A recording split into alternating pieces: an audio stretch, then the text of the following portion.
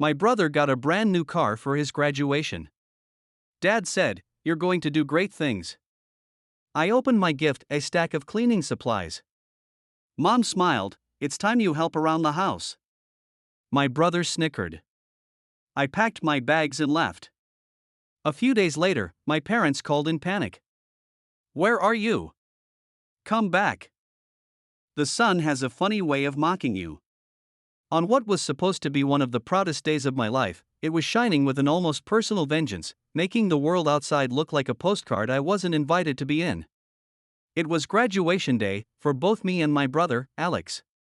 He was finishing his business degree, and I was finishing my associate's degree in bookkeeping, a practical choice I'd made to stay local and help around the house. The air was thick with the smell of freshly cut grass and my dad's expensive cologne, a scent he only wore for what he called milestone events. Alex's graduation, it turned out, was a milestone. Mine was more of a footnote. We sat in the backyard, a small gathering of family friends milling around, their laughter sounding distant and hollow to my ears. My dad stood by the gleaming, monstrously large red truck parked in the driveway, a ridiculously oversized bow stuck to its hood. He clapped Alex on the back, his voice booming with a pride that seemed to shake the very leaves on the trees. "You're going to do great things, son." "Great things," he declared, loud enough for the neighbors 3 houses down to hear. Alex, my golden boy brother, just grinned, running a hand through his perfectly styled hair. He'd always been the star, the one destined for greatness, while I was the stagehand, the one making sure the lights worked and the props were in place. He got the lead roles, I got the quiet satisfaction of a job well done, a satisfaction that was wearing dangerously thin. Then, it was my turn. My mother approached me, her smile tight and practiced. She was holding a laundry basket, not even bothering with wrapping paper, just a sad-looking dollar store bowl perched on the handle.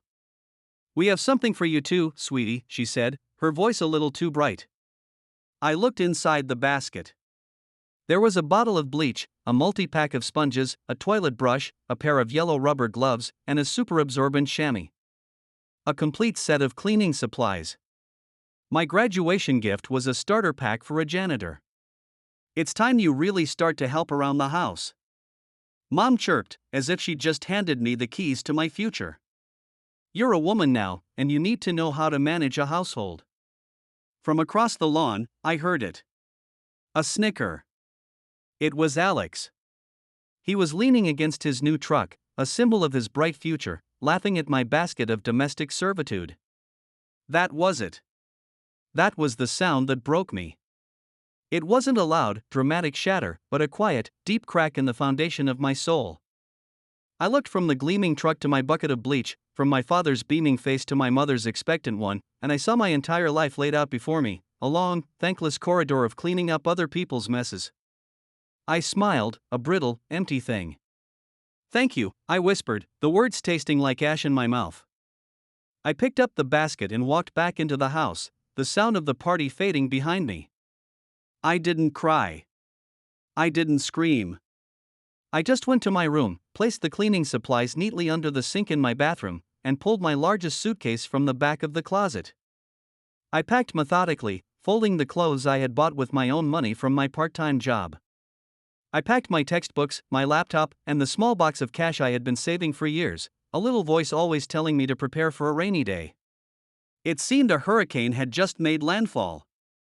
I wrote a note, just 2 sentences long. "Congratulations on your new truck, Alex. I'm going to do great things, too." I left it on my perfectly made bed and walked out the back door, melting into the shadows of the late afternoon.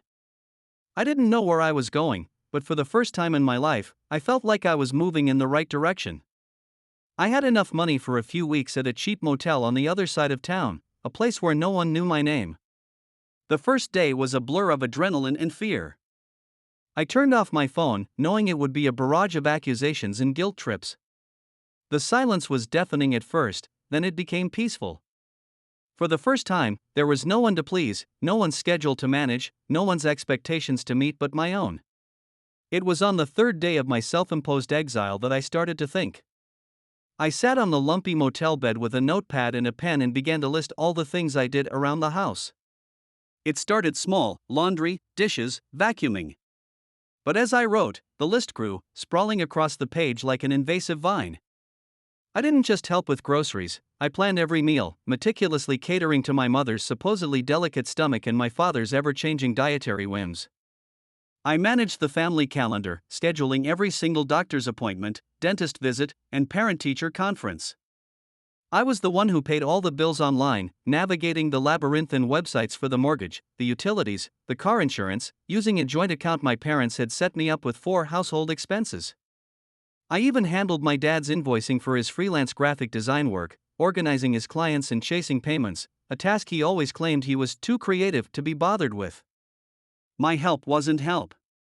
It was a full-time, unpaid job. I was the household manager, the executive assistant, the accountant, and the chef. The cleaning supplies weren't a gift, they were just another set of tools for my job, a job I had just quit. A strange sense of calm washed over me. I wasn't a runaway. I was a liberated woman on a long overdue vacation. On the fifth day, curiosity got the better of me. I turned my phone back on. The screen lit up with a terrifying number of notifications. Dozens of missed calls from my parents. A string of texts.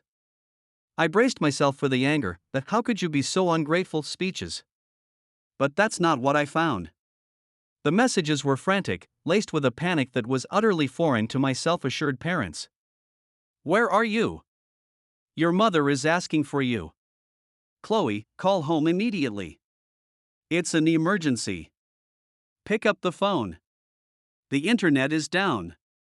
The messages grew more desperate, the spelling and grammar deteriorating with each one. Then, a text from a number I rarely saw, "Alex. Chloe, please call. I don't know the password for the hydro bill and Dad says they're gonna cut it. And Mom missed her pills this morning, she won't tell me which ones they are." That was the one that stopped my heart. Mom's pills.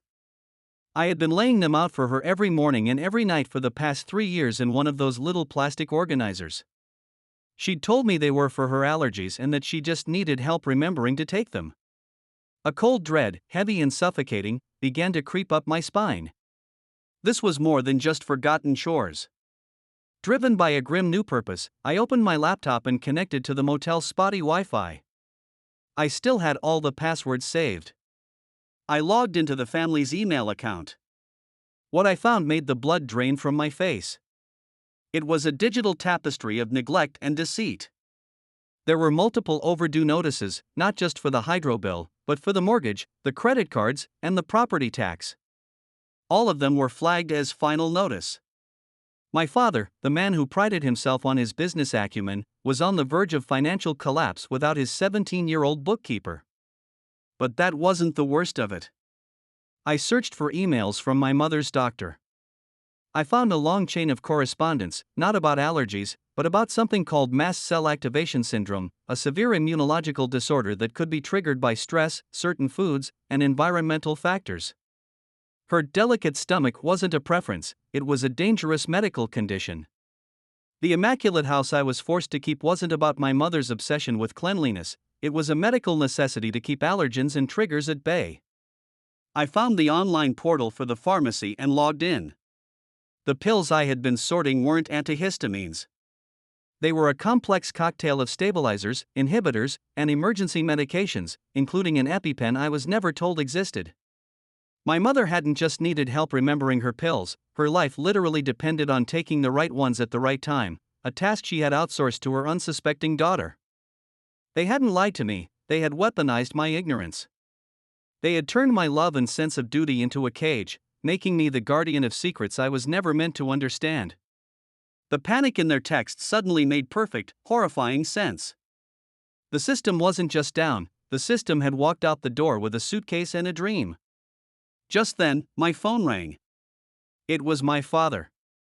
I stared at the screen for a long moment, my hand trembling. Then I answered, putting the phone on speaker. "Chloe. Thank God. Where are you?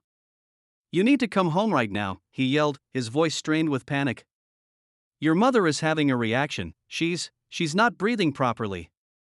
I could hear my mother wheezing in the background, a terrifying, ragged sound. Did you use the EpiPen in the top drawer of her nightstand?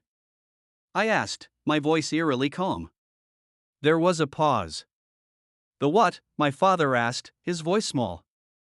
The EpiPen, Dad. The one for anaphylactic shock. It's right there. After you use it, you need to call an ambulance and tell them she has MCAS. More silence.